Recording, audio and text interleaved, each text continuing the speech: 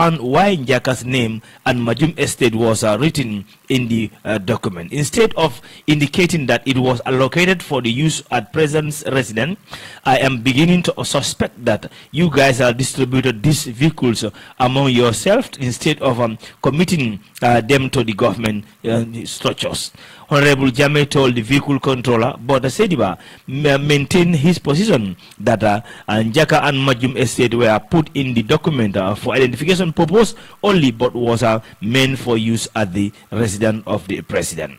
Vehicle control bought by vehicle controller also bought a car of $20,000.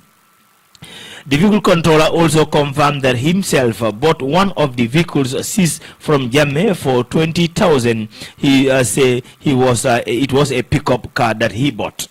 But in his name appearing several times in list of buyers, the Jammeh also lawmaker asked Mr. Sediba, how comes you confirm buying one car, but his name is found in many places in the list? Yes, you confirm that you bought only one car, but how comes your name appear on many of these lists? Why? He replied. He replied to answer that he said, yeah, he is not the only farmer Sediba in the country. All right, 366 Jammeh vehicles are counted.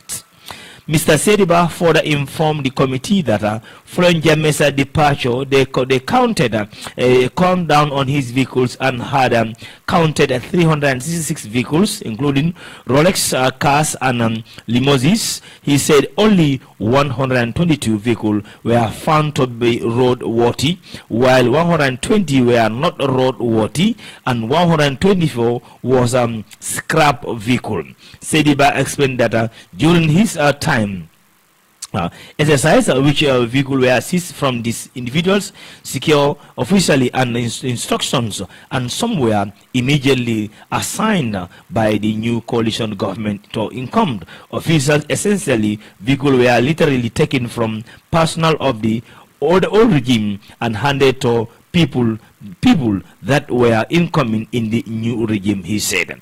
When inquiry members have found some discrepancies in the numbers provided by Mr. Sediba, the witness attributed this to duplication. So that's a very interesting article on Standard Newspaper this afternoon regarding the asset of the former president Yahya Jammeh. And be reminded, you are listening to Daily Podcast Live on King TV and King FM. This program brings you speed with all the latest that you need to know about the current affairs in the country regarding the newspapers as well.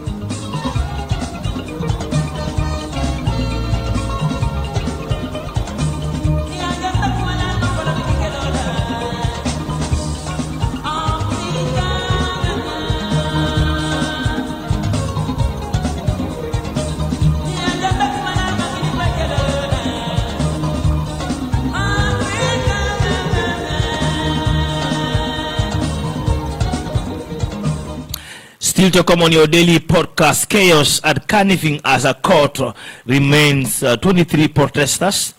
Mayor Bensouda start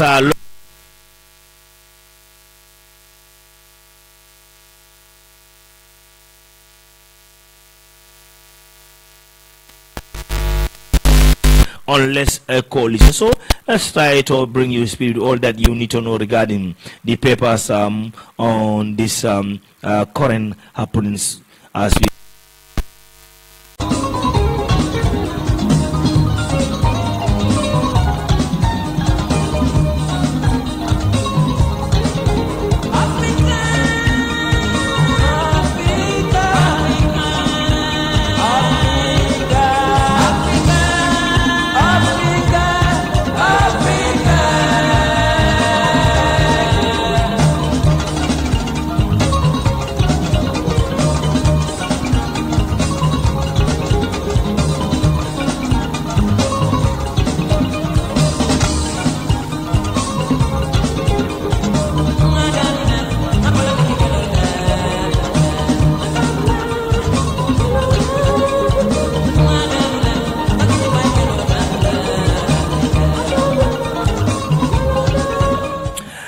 Let's take you with all the speed that you need to know about the latest happenings in the country as we speak. Updates by Kemeseng Sane on the detained Pura data float protesters. Update on the detain of 44 youths. A report on a visit to the police station and a prison to check on 44 detainees youths. They were arrested during a peaceful assembly. A visit to the police headquarters in Banjul, where 15 youths have been ably held, including 5 girls. The girls were in the same in small cell in a corner of the station with only a mat and a concrete flap for them to sit on. I spoke with Kemo Fati, who told me his phone was confiscated upon his arrest and he had been denied access to his family and a lawyer. He was taken to an office of the State Intelligence Service SIS at 11 a.m. to give a statement. He, along with the other 14 detainees involved in his right to remain silent. At the Mile 2 Central Prison, the following youths are being held on the remand: Lamin Dafe, Lamin C, Babu Seka, Yusfa Telo, and Tony Koli, Ali Cham, Abulai Tiba, ALHAGIE Sar, Bakari Jame, Musa Conte, Rofi Kamara, Ansumana Ture, Bakar J Sanyam, Lamin FM Marigo, Fatu Gallo Sise, Yaya Jaite, Sisaho Danso, Suleiman Manga, Ibrahim Jata, Ibrahim B Keita, Musa Sanyang, Musa Sisoho, and Ibrahim Jallo. The boys are in high spirit and committed to continue their fight for a country based on the rule of law, justice, and accountability. However, some have started a hunger strike to protest their alleged illegal detention and the denial of their right to peaceful assembly. At this prison gate, heavily armed soldiers and prison guards were visible. The soldiers had a cannon truck with large guns, while the guards were in full gear with AK-47 rifles. At Kairawa police station, 6 youths are being detained: Lamin B.I. Umar Sanyang, Abulai Kamara, Lamin Jame, and Safi Lo. The youths share that the police office at this station have been kind and respectful. Safilo, a female detainee, is in a separated cell within the same room as the boys. I noticed 2 boys in her cell area and immediately raised the issue with the office on the duty, who promised to move the boys to their own cell to ensure separation. At Kotu police station, I was informed that I could not see the detainee, Umar Kamara, because he was being held. In Communicado, I managed to see his eyes. I thought his eyes thought a small window in his cell door. While standing, he was moved to Kairaba police station in golf car. So that's the latest on those things, as we rightly seen on the documents. Njokuba was banned from holding public office over corruption allegation in 2021. He decided to support President Barros's campaign after election. He was pardoned and appointed Director General of Pura. Same Njoku is now alleged assisting GSM operators exploiting Gambians. On Friday, a group of youths, protesters against the exploitation, they were arrested and detained. Today, Magistrate Thomas Ature of the Kanifing Municipal Council Court ordered that all the youths been remanded at Mile 2 prison. So, those are the latest on this. So, the opposition GDC, has condemned the immediate and unconditional release of protesters, including journalist Yusfa Telo, Flex Dam, rapper Alucham Akila X, and Gala Secretary General Jallo, who were detained after demonstrating against a new data price floor introduced by the Public Utility Regulatory Pura. So So those were the latest regarding the day-to-day affairs of the country in the Gambia. So let's cross over to the other place too and see what's happening too, because activist Madi Jabate was tear gassed by police and is currently receiving 3 men at Westfield cleaning. That was yesterday. As we speak, as you can see, is on the social media. Several journalists covering the Pura protest on Monday were affected by the tear gas when police removed the tear. When police the disparate demonstrators they were later taken to Kanifing General Hospital, where many were attended by the nurse and Nyima together with other staff on the duty. The medical team provided timely treatment, ensuring the journalists' symptoms from the gas were managed quickly and effectively. Some of the journalists also sought medical attention at the Gambia Red Cross, where staff assisted in managing their condition following the incident as well. So it was a chaotic yesterday at the Kanifing Municipal Council Court gate. So now the local government inquiry commission is still proceeding this afternoon. The mayor of Kanifing Municipal Council, Mr. Talib Bensuda, to appear in that as well. So of course still another inquiry committee that is also taxed to look over the asset of the former president Yahya Jammeh. The committee, which was headed by the National Assembly members, who are also taking this responsibility to go ahead with it. So for details on that, let's join the National Assembly commentary team on the investigation. So from paragraphs 8 and 9, you can see that the High Court appointed Augustus Prom to be the receiver for this 14 company. You can see that, right? Yes, very well. So, Mrs. Gomez, after Mr. Prom's appointment by the High Court on the 22nd of May 2017, did your office have any communications or interactions with the receiver with regards to this 14 company?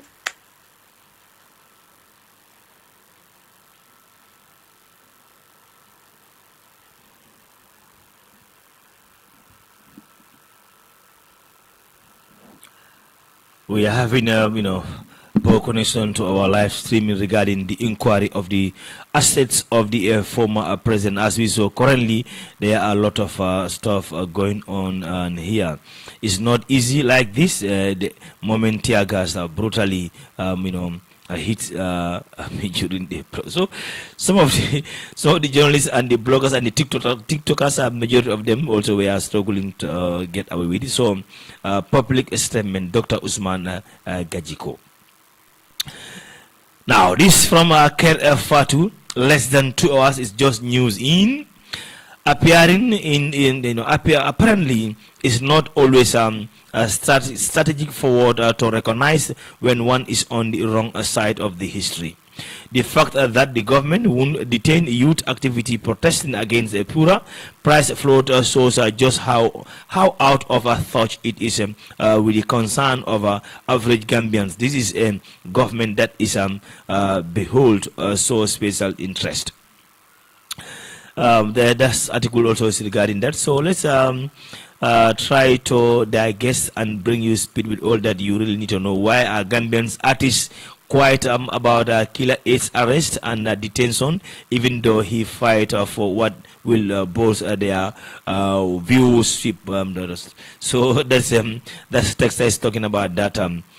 So what is more important, we the Gambians, just to remind ourselves and all the Gambians that the Gambia is still having the 1997 constitution in the country, and then which totally abandoned on like if you are a group of people, you cannot do any other thing, but you have to apply for a permit, and then with a permit you can do ABC and you can do ABCD and others. But without a permit, you don't do certain things. This country is still governed by these laws that we have to face. So that is the current affairs in the country right now. All eyes are on the 20 youths who are detained at the Mile 2 Central Prison. There are a lot of facts talk regarding their well-being and the conditions and whether the government do the right thing there or not. So all those are the stuff on the social media as we speak. So Saibo Kamara, Gala PRO arrested. Sources also say that Bayo Sonko, Gala member, also say that too, to confirm that to the audience in this country. So let's do a bit of Africa roundabout with this short break and we'll be back.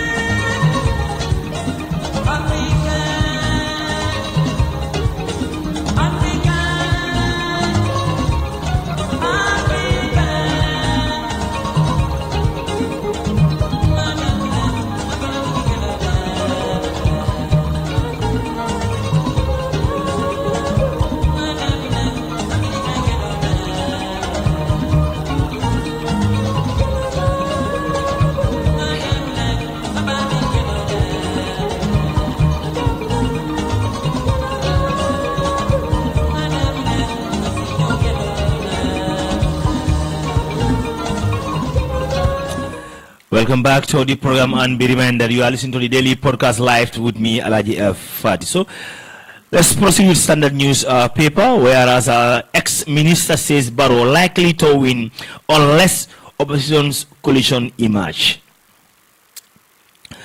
Former Gambian Minister of Information, Dr. Ali Jao, Demba Ali Jao, has cautioned that unless the fragment opposition parties in the country forgo a coalition ahead of 2026 presidential election, President Barrow stands a strong chance of securing another term in office.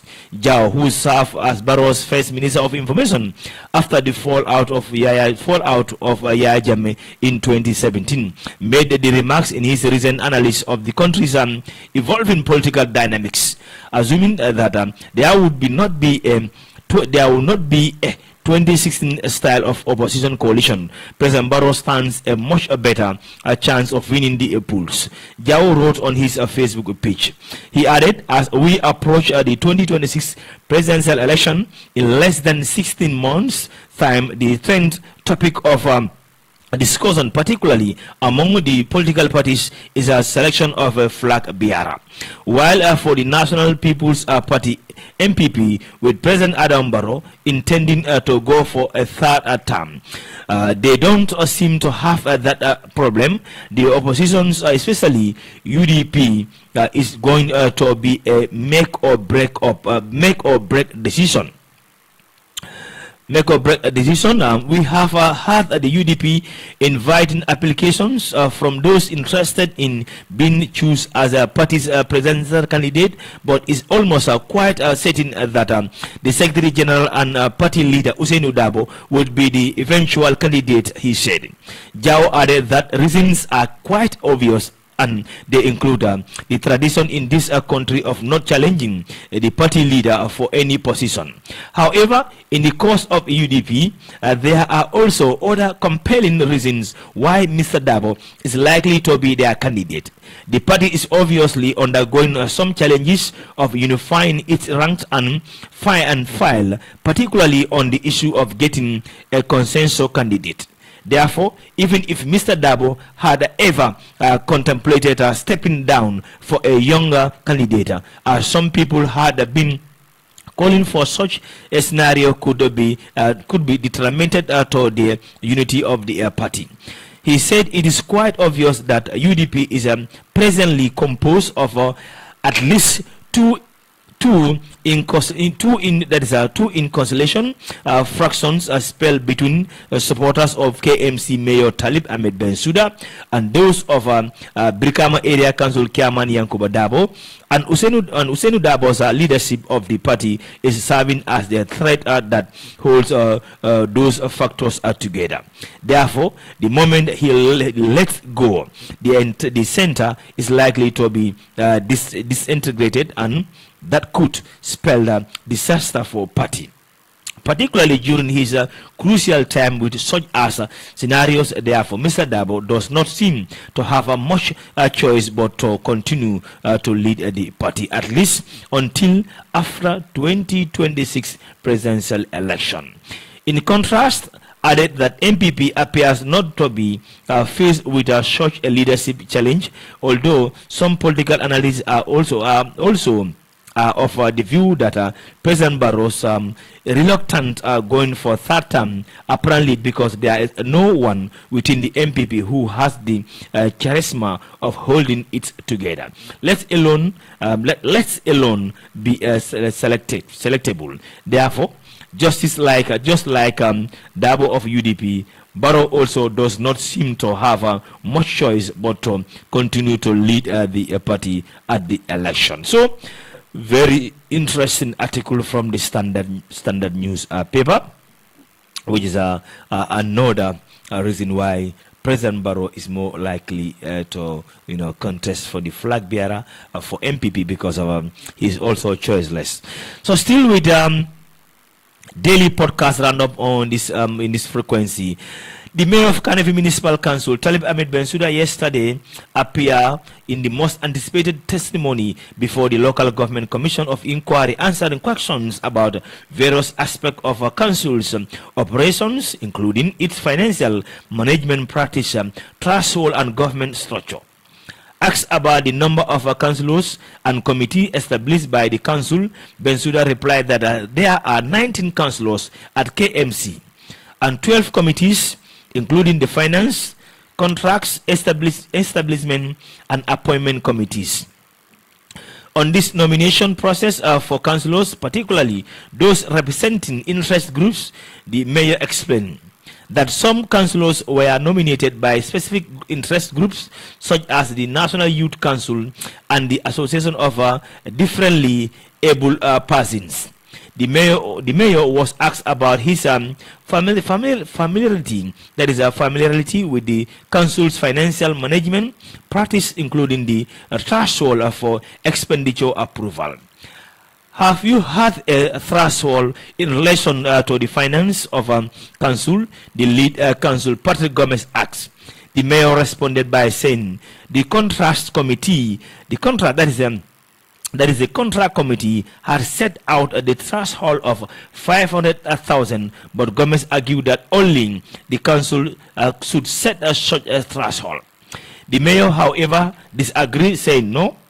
The contract committee and the finance committee recommend to the council, then the council resolve on the matter. Asked about his role in the financial decision making and whether he should be involved in approving expenditures, Bensouda maintained that his role is to ensure that the council's structures are in place to enable the CEO to execute financial transactions. He referred the lead council to a letter written by the mayors of the Ministry of Local Government in 2018, proposing amendments to the Local Government Act.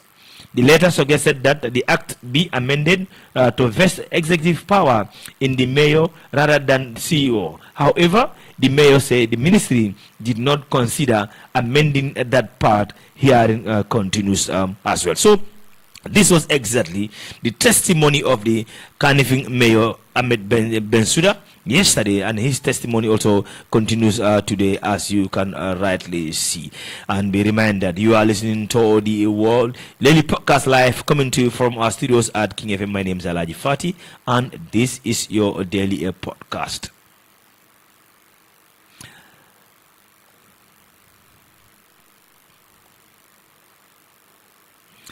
So for more on that now, let's join the BBC inquiry team, all that you need to know regarding the presidency of the Al-Shahara presidency. For more on this with the BBC inquiry team. So it's like we having a connection issue with that one there. Is that this is coming on the backdrop of a country that is still in conflict and there is no political solution. So there's a lot of tension in the background. Any small clash could escalate to something very big. We have people who have been pushed to the extreme in their mentality and their practices. To Suwaida's west lies the state of Israel. Israel sees outbreaks of violence close to its border as a threat to national security. The recent involvement, then, of Syrian forces in attacks against Druze prompted Tel Aviv to launch attacks on Syria's capital, Damascus, to warn off the government militia. This led to another layer of complexity in the recent conflict.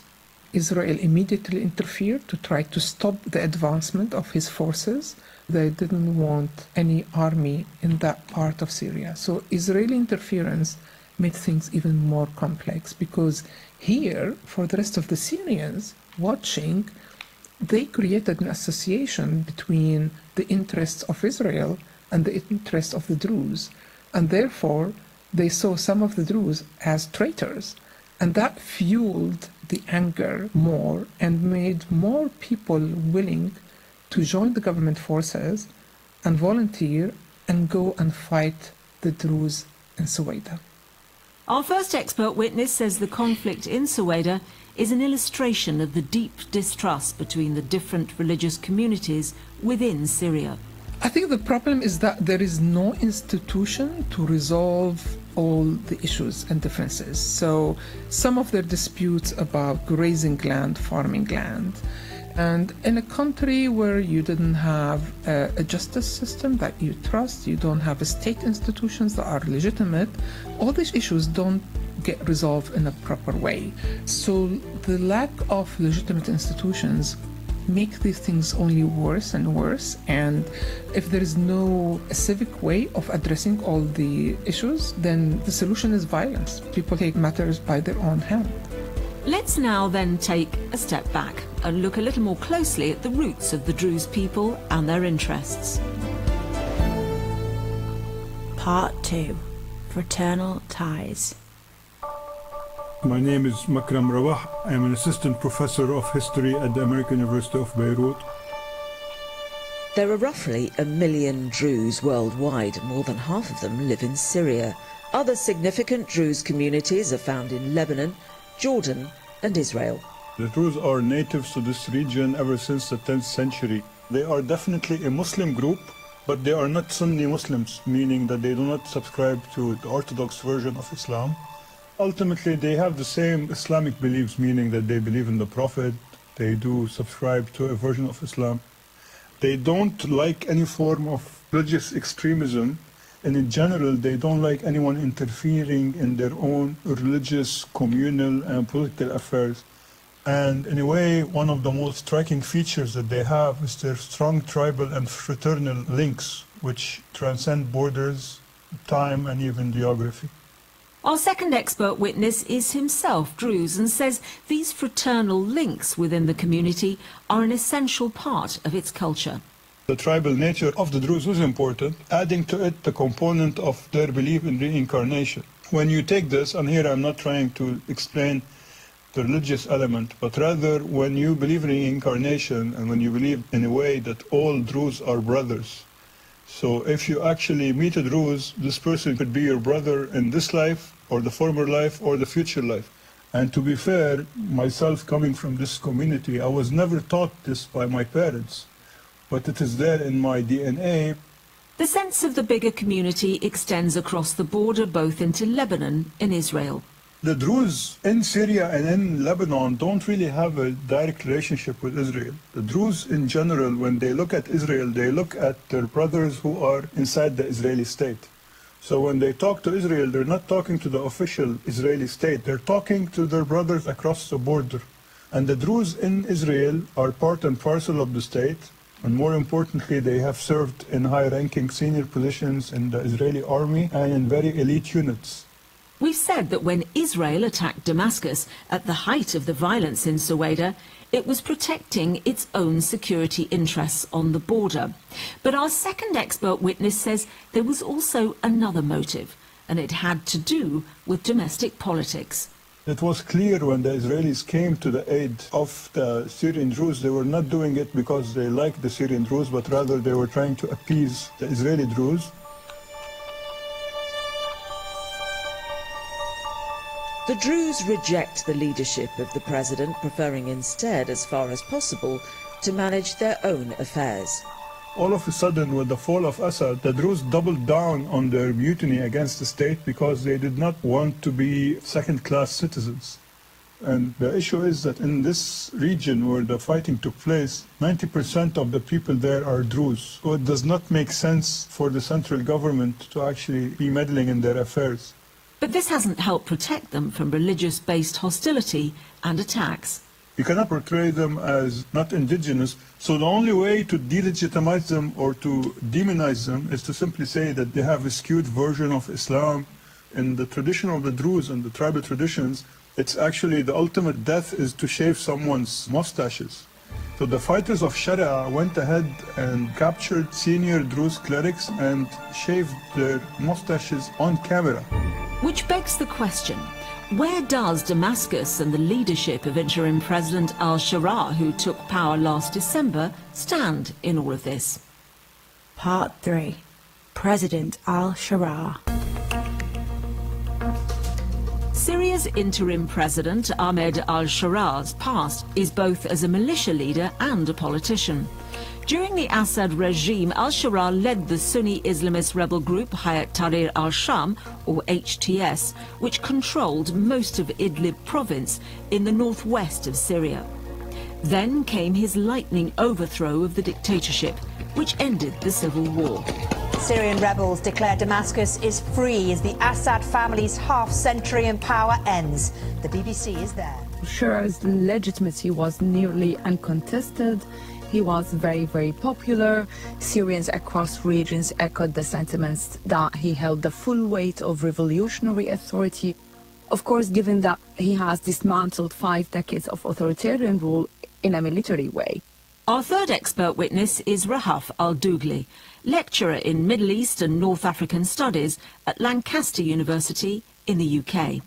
She says that the great faith initially placed in the country's new leader has been rapidly unravelling. I think after his rose to power, most Sunnis held around him as their savior. But at the beginning also we saw voices from other backgrounds and other communities that they are welcoming his ascendance to power and they were ready to give him a chance. But however, we see that his popularity went down among different components of the Syrian society. In March, more than 1,400 people were killed in northwest Syria, according to a Syrian government fact-finding committee. The violence began after Assad loyalists carried out deadly raids on government security forces. In the days that followed, there were widespread attacks on Alawite civilians. Whilst some eyewitnesses accused members of the security forces of involvement, al-Shara's government denied this, pledged to investigate individual violations, and said commanders had not ordered the revenge attacks. He promised minorities protection, but we didn't see that genuine approach to minorities to include them in the political process. I don't think it was genuine. There was a very little practical approach towards speaking to these minorities by going beyond the religious leaders. Amongst al-Shara's fledgling administration, former members of his HTS organisation play a dominant role, controlling not only the presidency, but also key ministries such as defence and the interior. I think the current leadership in Syria has missed on some of the greatest opportunity to bring or to unify Syria together. There has been so many ambiguous directions, weak institutional developments and lack of participatory mechanisms throughout these 7 months There is a very opaque decision-making, a lack of transparency. And there is a lot of ruling through spectacle or ruling through surprise rather than clear, systematic way of transformation. That said, our expert witness concedes that the task of facing Syria's leadership is both complex and immense. Even if someone came with a very civil ruling and with democracy, you need long-term process to change these kind of authoritarian legacies and also to build a political culture that accepts and more welcomes inclusivity and transparency and plurality. However, I think there is still a lot of things to be done. I think there are some quite big mistakes that have been committed in the last few months.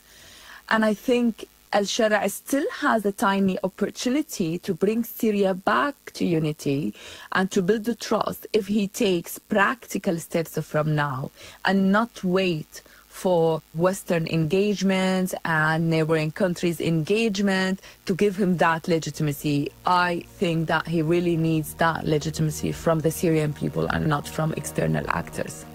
But how might those external factors in neighbouring countries and the region as a whole perceive their future alongside the new Syria? Time for our final expert witness. Part 4. A fractured landscape.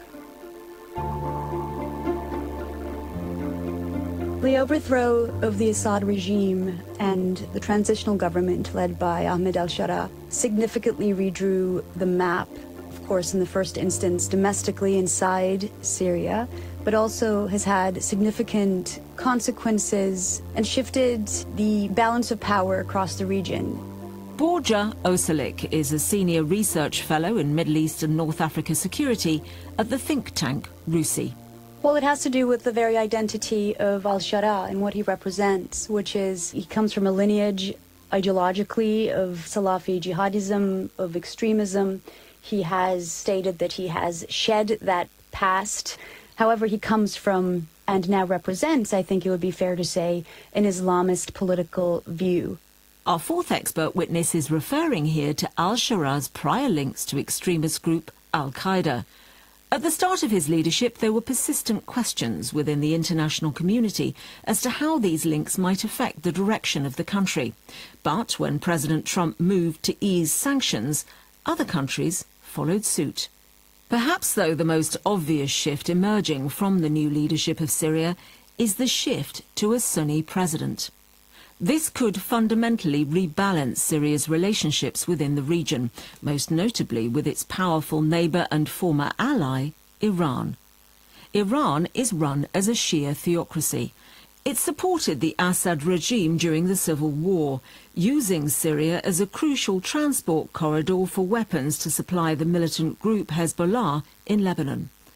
Hezbollah in turn deployed thousands of fighters to support former dictator Bashar al-Assad's regime. I think there is a strong sense that Iran is not welcome in Syria. I don't think Iran is welcome for a number of reasons. And Iran stepped in very firmly, very aggressively to prop up the Assad regime, to support it through the course of the multi-sided civil war. And it militarily supported, assisted Assad government forces to crush protests, civilian protesters across the country. It enabled and empowered Hezbollah to come into the fray, to also be part of the pro-Assad front against rebel groups and protesters and other activists. And so Iran's legacy inside Syria over the course of the war, but also predating that, is very negative from the Syrian point of view. And so there is very little appetite for re-engagement with Iran, given this dark and stained, tarnished history of engagement. Another country which seen its fortunes change as a result of the shift in power is Turkey, but this time in the opposite direction. Turkey was a key supporter of the Syrian opposition to Bashar al-Assad and became an ally to the interim Syrian government with both shared Sunni Islamist roots and strategic interests. So the one key aspect of how this has created change is that Turkey emerged, or has been described as, being the ascendant power in Syria. It doesn't necessarily mean that Turkey is now the kingmaker in Syria. Since December and the overthrow of the Assad regime, a common view has been that Turkey is the primary winner. Turkey, along with Sunni majority Arab states and Iran, Shia power, is on the losing side. But overall, I think it would be premature or short-sighted to say that Shia Iran is on the back foot and has lost Syria, and now Syria is in the hands of a Sunni-led axis.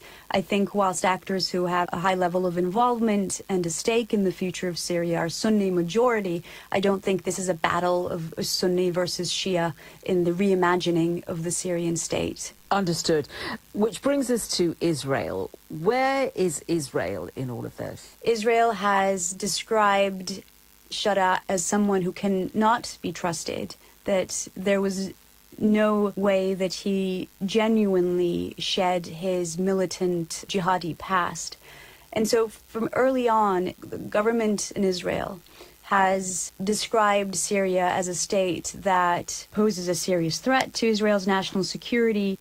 Aside from managing these substantial shifts in regional geopolitics, Syria has another pressing concern, and that is to shore up its finances by developing trade.